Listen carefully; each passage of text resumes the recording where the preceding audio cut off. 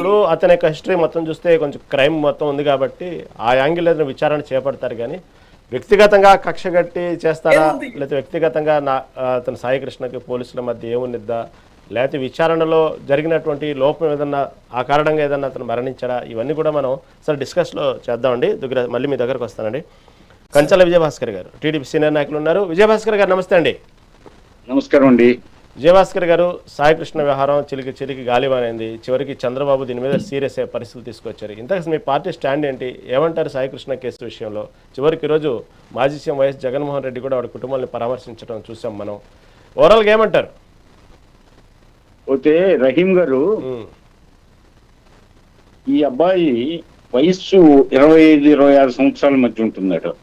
Okay. పోతే 27 కేసులు ఉన్నాయంట.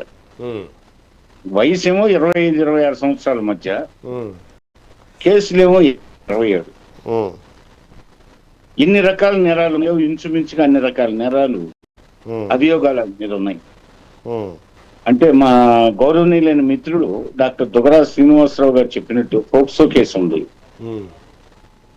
అలాగే మద్యం మత్తులో తన మిత్రుడిని కత్తితో పొడిచిన కేసు ఉంది.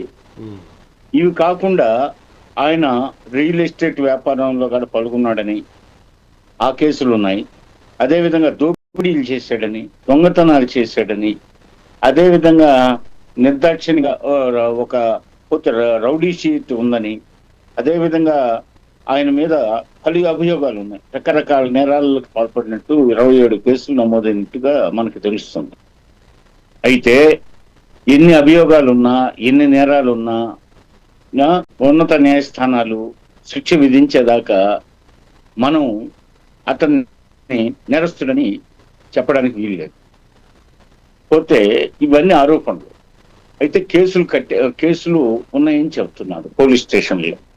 సరే, పోలీసు వాళ్ళు తర్వాత ఛార్జ్ షీట్లు పెట్టాలా, తర్వాత కోర్టులు వాటి మీద రకరకాల ఏరియాల్లో రకరకాల పోలీస్ స్టేషన్లో నమోదైన కేసులు, రకరకాల న్యాయ జ్యూరిస్డిక్షన్ పరిధిలో ఆ కోర్టులు వెలువరించే తీర్పులను బట్టి ఆయన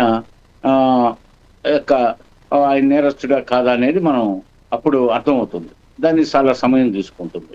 అయితే మన భారతీయ శిక్షా స్మృతి ప్రకారం ఏ పౌరుడైనా లోకం ఒక గజ దొంగను, స్మగ్లర్ను, లేకపోతే ఒక నరహంతకుడను, లేకపోతే యాంటీ సోషల్ ఎలిమెంట్ను, ఒక ఉగ్రవాదను ముద్ర వేసినా అది చట్టం చూసుకోవాలి. కానీ న్యాయం వేరు. ఒక మనిషి అదృశ్యమైనా, ఒక మనిషి కిడ్నాప్ అయినా, ఒక మనిషి జాడ తెలియకపోయినా, ఆ మనిషే ఒక ఊరికి పోయి ఉంటాడు, జాడ తెలియలేదు. అప్పుడు ఏముంటారంటే అధికార పార్టీలో ఉండే ప్రభుత్వం మీద నిందలేయడం అనేది సహజమైపోయింది. ఇప్పుడు ఆయన మార్కాపురం ఎందుకు పోయినట్టు? మార్కాపురం నుంచి పోలీసులు తీసుకొచ్చారు. మే 9వ తారీఖున అంటున్నారు. మే 9వ తారీఖున పోలీస్ డిపార్ట్మెంట్ ఆయన్ని తీసుకొచ్చారు. కృష్ణలంక పోలీస్ స్టేషన్లో 3 రోజులు పెట్టారు. 3 రోజుల తర్వాత ఆయన కనిపించట్లేదు అంటున్నారు. ఆల్రెడీ ఇంతకుముందు ఆయన నేర ప్రవృత్తిని బట్టి, ఆయన నేపథ్యాన్ని బట్టి మన దృష్టికి వచ్చింది ఏంటంటే ఆయన పోలీస్ స్టేషన్ నుంచి కూడా తప్పించుకున్నాడంట. ఇంతకుముందు జైలు నుంచి కూడా తప్పించుకున్నాడు అనేది వార్తలు వస్తున్నాయి. పోతే అంటే జైలు నుంచి తప్పించుకుంటున్న వార్తలు, పోలీస్ స్టేషన్ నుంచి తప్పించుకున్న వార్తలు మనకి వస్తున్నాయి. ఈ నేపథ్యంలో జైలు నుంచి తప్పించుకొని ఉండొచ్చు, జైలు కాదు, పోలీస్ స్టేషన్ నుంచి తప్పించుకునే ఉండొచ్చు. అంటే గత చరిత్రను బట్టి, మనకి ఉన్న సమాచారాన్ని బట్టి.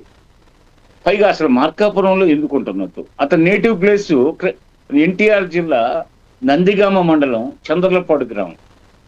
ఆ గ్రామానికి చెందిన ఈ యువకుడు మరి వ్యాపార నిమిత్తం పోయాడా, లేకపోతే నేర సామ్రాజ్యంలో భాగంగా అక్కడ ఏదైనా గ్యాంగ్ను తయారు చేసుకోవడానికి పోయాడా, ఆల్రెడీ ఆయన గ్యాంగ్ దగ్గరికి షెల్టర్ కోసం పోయాడా, ఎవరన్నా షెల్టర్ ఇచ్చారా, లేకపోతే ఇంకా ఏమన్నా తెలియనివి ఉన్నాయా, ఇతర మాదక ద్రవ్యాల విషయంలో పోయాడా, ఏంటి, ఎందుకు పోయాడు అనేది ప్రధానం.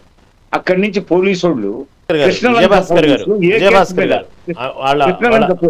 గారు, సాయి కృష్ణ వాళ్ళ తల్లి విజయలక్ష్మి చెప్పడం ఏంటంటే, మీరు చెప్పినట్టుగానే అనేక నేర ప్రవృత్తి ఉంది కాబట్టి పదే దానికి సంబంధించినటువంటి విషయాల్లో పోలీసులు పిలవటం, ఈ కేసులు, ఈ గ్రూపులు, ఈ గొడవలు, ఒక నేర ప్రవృత్తి రౌడీ షీటర్గా అతని జీవితం నడుస్తుంది కాబట్టి అతను కొంత సమాజానికి ఇంటికి దూరంగా పరిస్థితులను బట్టి దూరంగా ఉంటున్నాడు అనేది వాళ్ళ తల్లి చెప్పిన భావన అనమాట. ఆ విధంగా మార్కాపురంలో ఉంటున్నాడు అంటున్నారు.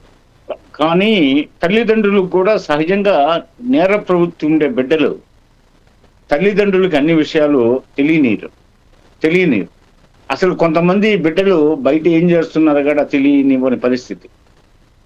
పోతే ఈ విధంగా అంటే ఆమె తల్లికి ఒక రకమైనటువంటి అభిప్రాయం ఉంటుంది. మా వాడు చదువులు ఇవన్నీ మధ్యలో ఆపేసి డిస్కంటిన్యూ చేసేసి మాకున్న ఒక్కనొక బిడ్డ అంటారు. ఒక్కనొక బిడ్డ అని చెప్పినట్టు గుర్తు.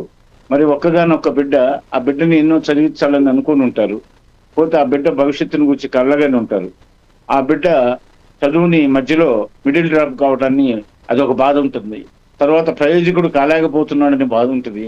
ఇంటికి పోలీసులు వస్తున్నారే, ఈ కేసులు ఏంటి, అసలు ఇవన్నీ ఎందుకు, పోతే హాయిగా మనకున్న దాంట్లో సరిపెట్టుకొని కళ్ళు ముడుచుకొని కూర్చుంటే పోతుంది కదా, మరి మేము తల్లిదండ్రులుగా ఇంకా చేసి పెట్టగలిగే స్థితిలో ఉన్నాం అని ఎన్నో రకాల ఆలోచనలు వాళ్ళకు ఉంటాయి. కాబట్టి మామూలుగా ఏదో మనవాడు ఏదో బయట పోయి మనకు చెప్పకుండా ఏ తప్పులు చేస్తున్నాడు, పోలీసు వాళ్ళు వస్తున్నారు, పోతే కోర్టుల చుట్టూ తిరుగుతున్నారు, పోతే అతని కోసం ఏ ఫోన్లు వస్తున్నాయి, ఎవరెవరో ఫోన్ చేస్తున్నారు, పోతే ఇవన్నీ ఉంటాయి. తల్లిదండ్రులకు ఏదో ఆందోళన ఉంటుంది. ఆమె జస్ట్ ఎంతవరకు ఒక ఆందోళనతో ఈ విధంగా ఒక మాట, ఒక వాక్యం చెప్పగలదు, అంతకుమించి చెప్పలేదు. పైగా ఇంకోటి అన్నదాన్ని ప్రభుత్వం కానీ లేకపోతే పవన్ కళ్యాణ్ వీళ్ళ నుంచి మాకు ఎలాంటి ఇబ్బంది లేదు అని కూడా ఆమె వీడియోలో పేర్కొని ఉంది, చూడండి మీరు. అదేవిధంగా ఇప్పుడు అసలు కానీ అక్కడ మార్కాపూర్లో ఎందుకున్నారు, కృష్ణలంక పోలీసులు ఏ కేసు నమోదు అయితే ఏ కేసు పని మీద అక్కడికి పోయారు, మార్కాపురం పోయారు. పోతే అక్కడి నుంచి మే 9 తీసుకొచ్చిన తర్వాత 3 రోజులు కృష్ణలంక పోలీస్ స్టేషన్లో ఉంటే ఆ సీసీ కెమెరాలన్నీ వాచ్ చేయడానికి చంద్రబాబు నాయుడు గారు నిన్న సాయంత్రం మీరు ముందుగా వినిపించిన ప్రకారం పోతే ఆడియో వెంటనే ఉన్నత స్థాయి దర్యాప్తుకు ఆదేశించాడు. అదేవిధంగా రాజమండ్రికి సంబంధించి ఆయన నరసింహ కిషోర్ గారు అనే ఐపీఎస్ అధికారిని దీనికి ప్రత్యేకంగా విచారణ చేయమని ఆదేశించడం జరిగింది. ఒక ఐపీఎస్ అధికారి ప్రత్యేకంగా ఈ ఒక్క వ్యక్తి కోసం ఈ విచారణ అధికారిగా రాబోతున్నారు, వచ్చారు.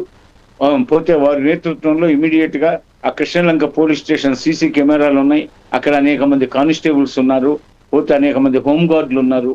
పోతే గ్యారంటీగా కృష్ణలంక పోలీస్ స్టేషన్ లో ఏదన్నా జరిగి ఉంటే ఆ వార్త ఈ పాటికి ఎప్పుడో మే 9 తీసుకెళ్తే 9, 10, 11 తర్వాత 12 నుంచి ఏమైంది, మే 12 నుంచి ఇప్పుడు దాకా నెల పైగా అయింది.